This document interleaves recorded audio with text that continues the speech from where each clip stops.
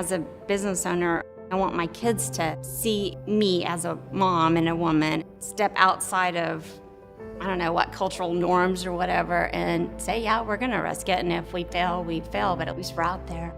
It's more than I thought it was gonna be, that's for sure. I mean, you're responsible 24 hours a day. It's overwhelming. You think, oh, I'm so tired, but you get up and you do it the next day again because people count on you and your children are watching you. In the world I grew up in, mostly men were the ministers of music. I don't feel like I was trying to go out there and just stand up for women. I was trying to go out there and just represent God in a way that is good and right. I had no idea what it was going to look like, especially as a girl. Today's New Country on 101.9 The Twister with Kathi Yeager. I remember my first radio job. I came in without the experience of my coworkers, but I went after it with passion. That was, to me, early on, courage. Later, in a male-dominated industry, courage was trying to have some longevity in this business.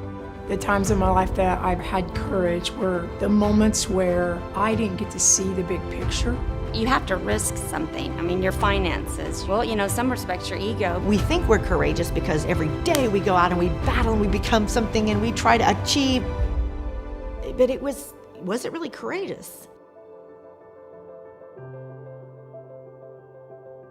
I know what it is to be spent, to be tired, to work because you want to care for your kids and you want to get it all done.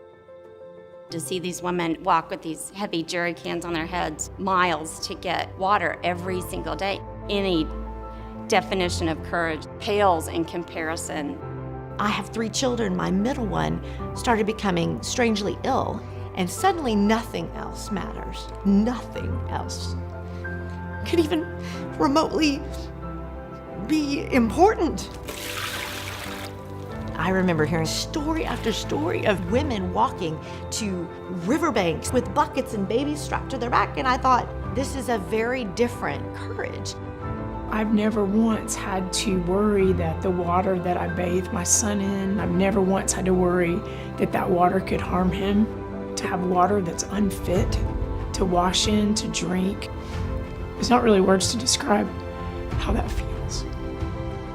I don't know of a mother that wouldn't step in front of a bullet or a speeding car or what to save their child. I can't imagine that desire to want to take care of your child and not be able to do it. I mean, I don't understand that. I know we can step forward and provide that help. I mean, Water4 provides a solution, and I know it's hard work, but that solution is going to come, and it's going to come from Oklahoma. When it's so clear and it's right there, how can we turn away from that? When you see the first time a well, a pump brings this clean drinking water to the surface, and then there's overwhelming screams of joy. Children are grabbing clean drinking water for the first time. That is amazing. You will never be the same again. That moment, you make the choice, do I smile and say, that's a pretty cool deal? Or do I give of myself, my time, my being, my presence, my thoughts, my breath, my prayers, because you know you can make a difference.